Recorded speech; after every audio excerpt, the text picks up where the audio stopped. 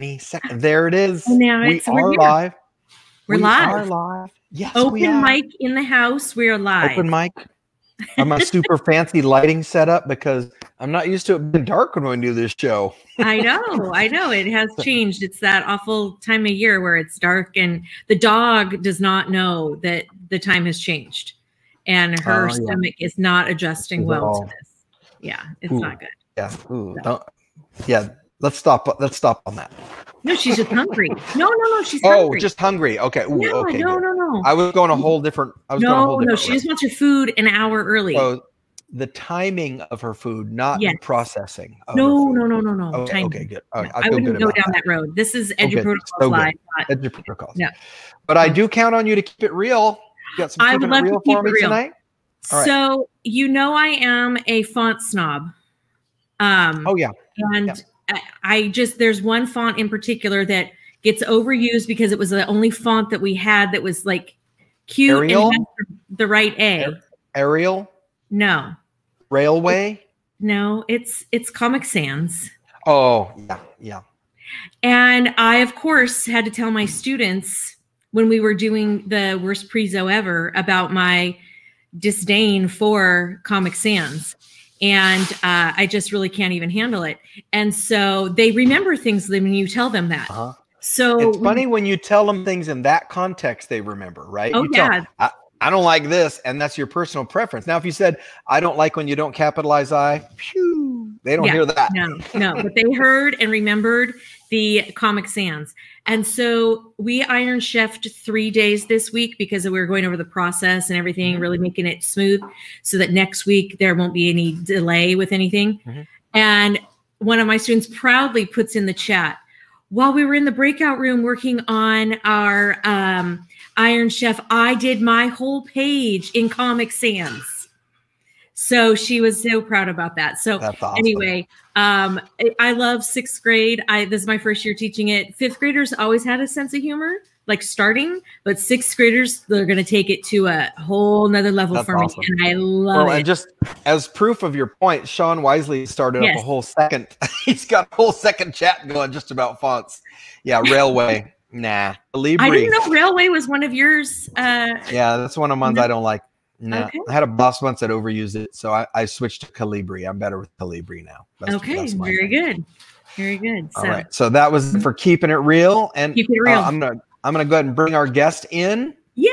And there we go. Miss Moe is here. Hello. Hi, Lisa. Miss Moe teaches. Hello. Hello. Thank you for having me. So excited.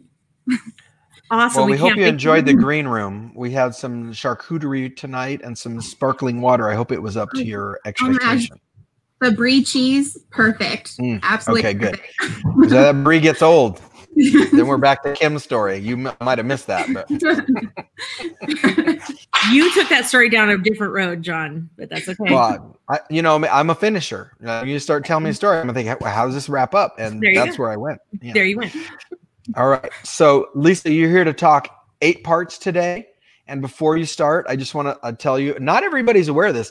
That is the great grandpappy of all the Eduprotocols. And just for some fun trivia, I learned it. I was at a session at the California League of Middle Schools at the Town and Country in San Diego. Kim, do you ever go to that one? That's old school. It is. Right? So, and I used to call it, CLMS has really picked it up, but I used to call it the paper plate conference because every third session they were doing stuff with paper plates, cutting them, painting them, it's all paper plates. And I went to this session and they talked about this book called Image Grammar by Harry Noden. And at 2 o'clock in the morning, I sat up in bed and I was like, oh, I know what I'm going to do. So I started doing the 8 parts thing.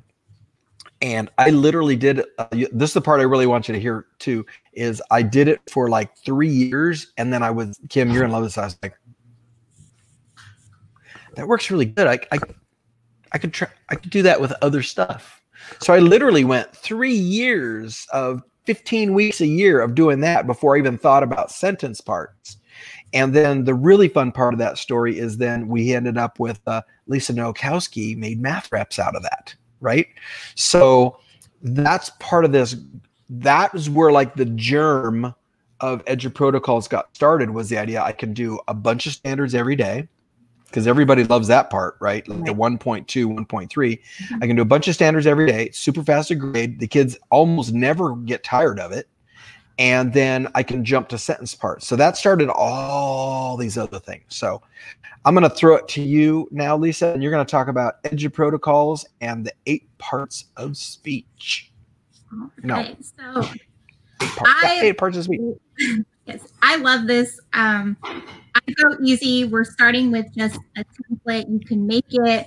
I go the, smarter, not harder route. And there's already a template that I got from the website for Eduprotocols, which there's a link for that. And I love to use the fun, crazy pictures. So you start off with just a simple picture. For instance, on the cover of my slide here, I have a child that is writing away. You can use this picture.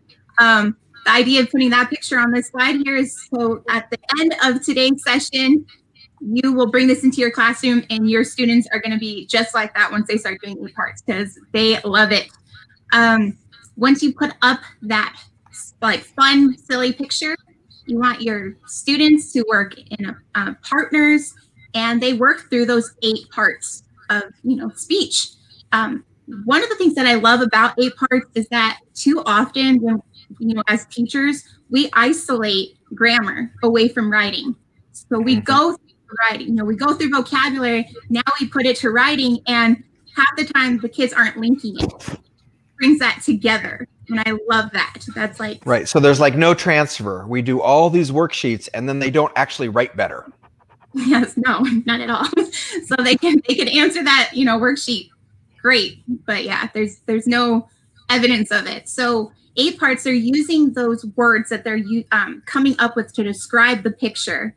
And now they're going to go write a paragraph. Or if your kids get really into it, next thing you know, you're like, my students, you have pages upon pages upon pages because now they're telling a story for this one picture. Oh, yeah. So really that's it. It starts off with something as simple as just a picture. You could use, GIF. You could use, I know Kim was talking about some really cool things she's doing with 8 parts, and they start understanding what an adjective is, describe it, what an adverb is, what a verb is, what a noun is, what a conjunction. And when and how to use it, right? That's yes. All those pieces. Yeah, connecting them, linking them, bringing that real life to it. And of course, I love to go old school and bring in Schoolhouse Rock. So we listen to some of those jams as we're working. We're understanding where to place it onto our Eduprotocol. And it's really just, honestly, it's about repetition, just like every great Eduprotocol is. Repetition, repetition. It's not so much about them, doing it right the first time. It's just over time, you keep giving it to them, and they're going to master it. And that's what you want them to get to, that level of comfort. I know with my students at first, it was all over the place, completely all over the place. But and as you continue going with it and you're working with them and you're letting them see, okay, go back and fix this, go back and add, that's not so much a conjunction, that's more of a transition word. Let's go back and fix that. Now, when you're writing, I want you to use those. They're really, really starting to critique their own writing, which is the goal. That's our goal as teachers. We want them to be able to self-edit and self-look at it and go through it and think, oh, this is what I'm missing. I need to add this. I get that often from them. Ms. Moe, can you actually turn that back to me? Can I go back in there and add this into it? I like this word better than this word. I think, can I do a proper noun instead of, a pronoun there? Yeah, go for it. Do it. Let's and I love that part because they're using the academic vocabulary. So that's Hattie in action. When I can start going to my kids and going, you guys using a lot of pronouns. They're like, oh yeah, good point. And then they will go right back to work. It's the best. Yeah, definitely. And for me, I teach 4th grade. So it's really, I love 8 parts because it really doesn't matter what age you're starting at. They're going to have to learn how to write. So let's start them sooner. Let's get them going. Let's get them to apply that thought. So as they continue growing, it's just going to keep going with them and following with them. So I love it. I love 8 parts. It's really cute that it's the little grandpappy of Eduprotocols. Maybe that's why I'm drawn to it.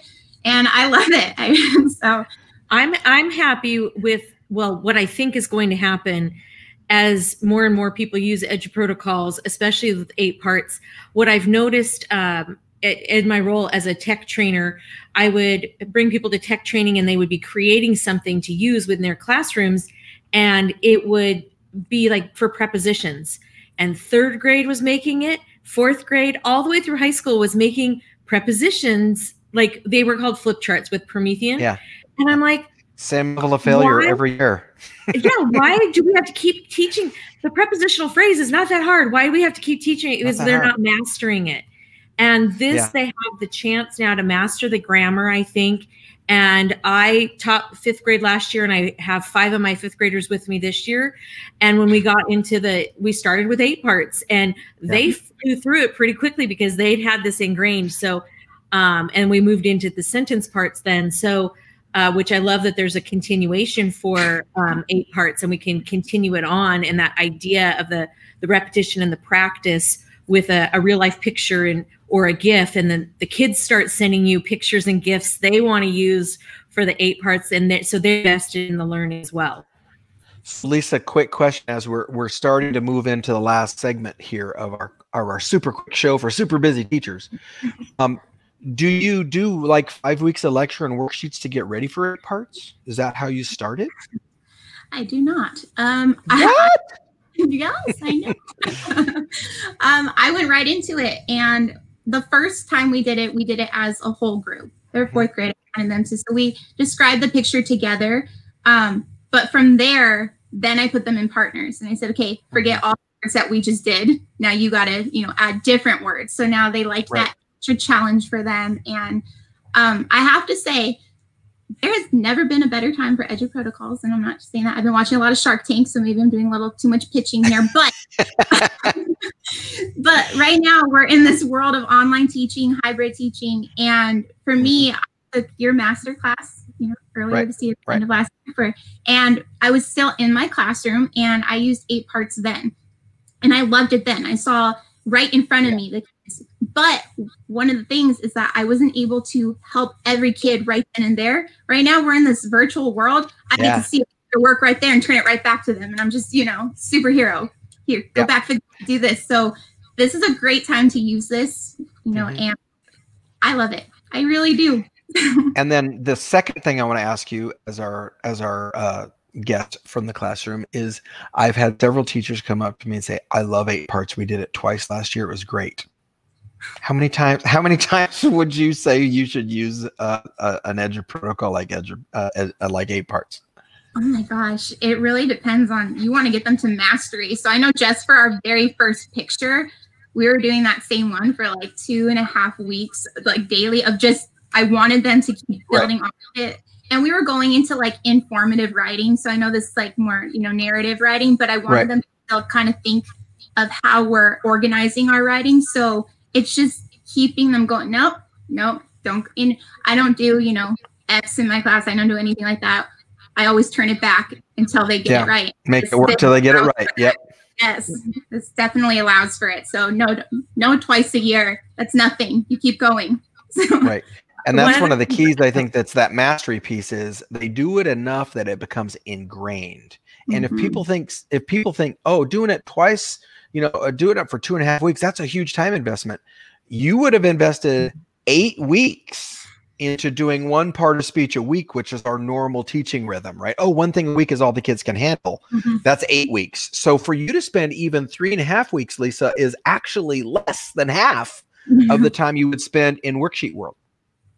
Definitely. And I think too, when we're using worksheets and we are going 1 part of speech a week, what happens is the kids learn it and then they go bloop, and they throw it away and they move on to the next thing, and just keep throwing it away, and you're never getting to see the evidence from that worksheet. And that's Sean Wisely at dinner. It's the same thing. One day he's ordering a ribeye, the next day he's ordering a bone eye, the day after that's a pork chop. I never know what he's doing. What you talked about feedback in this virtual world. Are you familiar with an add-on or extension called Mote? Yes, I just learned about it from. So Mote is like a lifesaver with virtual teaching, because I don't want to have to sit there and type out all the things that they need to fix. So whatever I can tell them in about a minute is what they fix. And if they had more to fix, then they'll send it back to me and I'll give them another minute. But that's been super key to And then it's because kids don't go read the feedback. It's like red ink on a paper. They're not going to read it, but hopefully they're going to listen to the suggestions, and they get to hear your tone of voice. So it's not like, red pen says like you suck to a kid, right? Yeah. And I can't believe they don't read the comments, Kim. Yeah, I know. But when I can leave a comment back and be like, hey, Lisa, I really like how you did this and this. Here's a couple things I want you to work on. And it's like a kinder, gentler way to give that feedback and a little feed forward as you go through it. Yeah. And then I'm living the dream right now, which is I took my 6th graders through 8pArts in Nearpod, which is awesome because I could see everything they were writing in real time, right? As much as I like my Google stuff, I would have to wait to see the slides, right? And 2 weeks ago, I went to give them the quarterfinal. We had been doing 8pArts for about 4 weeks, but off 100% remote. These kids had never even met me. And most of the class did the whole graphic, all 8 parts of speech, plus a paragraph, plus a simile in about 14 minutes. And I was like, ka-cha. Nice. So, the payoff on that in terms of automaticity, even in a remote setting, was really, really good. That's awesome. It's really cool. Okay, Lisa, real quick, give us a couple of little variations. What are some little tweaks and adjustments that you've made that have made it super custom, or like where do you get memes and GIFs, or like what are some little variations you've done with your kids? All right. So one thing my students actually came up with, they're very fun. They figured out how to screenshot pictures of me teaching. So are you they're very candid shots of me, but they're hilarious, and so they're having a blast with that. And that's awesome. They're engaged. Yeah, why not? In it. My kids have started doing the same thing. I start showing up in slide decks, and I'm like, bro, no. But if they like it, and it's respectful, right? Yes, and done with love.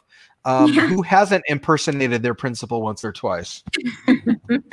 So if teachers impersonate principals, I think kids should have access to the same level of humor. That's a great one. So you could literally say, okay, tomorrow we're going to have the final. You need to use your best candid shot of me. You have 2 hours left of class to get that shot. Ready, go. Yeah. That's some really cool engagement. I really like that. What a neat little twist. A little, little TMZ action on Miss Moe, but we enjoy it. So okay, Kim, what's left? What's left for our big show tonight? Well, it's time to +1. I've got a +1. You go first, because I really am excited about my +1. So I think Lisa might have already seen this today. So my +1 for today is that we're going to do a worldwide Eduprotocols event on the Monday before Thanksgiving break. So we're going to do, think unconference style. And so I'm guessing Lisa might have submitted, and it'll be free. And we're going to be working with Valverde Unified. They're kind of like the spiritual sponsor, and it's free worldwide. So if anybody's like, well, these people are funny, they might be fun to hang out with. We're going to have that event November 23rd from 9 to 12:30 on the Monday of Thanksgiving break. And so it's totally free. And if people want to bop in, they might get to hear 45 minutes with Lisa giving them all the breakdown, executing 8pArts. And then Kim, what's your +1? Well, so I thought you were going to +1 the 8pArts, but you kind of +1 with the origin story. So I'm going to +1 8pArts, and then I'm going to do my special announcement. Okay. So my kids went through 8pArts grammar, and then we were going through 8pArts sentences. And then I found this thing called the story randomizer on Flippity. And so my students added stories in there, or added lines into the Flippity, and they got to randomize their story. But instead of just writing me a random story, I gave them 8 things they had to do in that paragraph. And so it was like they had to use the there and there. They had to have adjectives. They had to have the proper noun, 2 lines of conversation, etc. 8 of those things in that paragraph. And at least 5 or 6 kids emailed me. They're like, Mrs. Vogie, I think you're really going to love my story. Is it okay? Is it okay if I wrote more than 5 sentences? Oh, I don't have a problem with that. Dude, she filled the page. She filled a Google Doc, and she didn't go size 20 font. She filled the page and had a good time writing it.